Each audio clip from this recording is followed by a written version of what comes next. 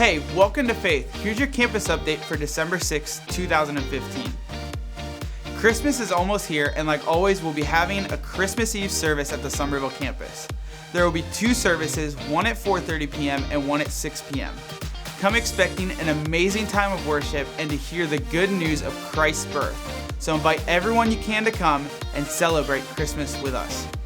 The Gospel According to Scrooge is our annual Christmas production here at Faith, and last night was the first showing, but there are still 3 left. There's one tonight, the 12th, and the 13th, all starting at 6 p.m. Admission is free, and we encourage you to invite as many friends as you can. We'll see you then. Next year, a group from Faith of about 100 people will be sailing out from Port Canaveral on a 7-night cruise from November 12th through the 19th. It's first come, first served, so if you're interested in coming along, you'll want to get your $250 deposit in by December 15th.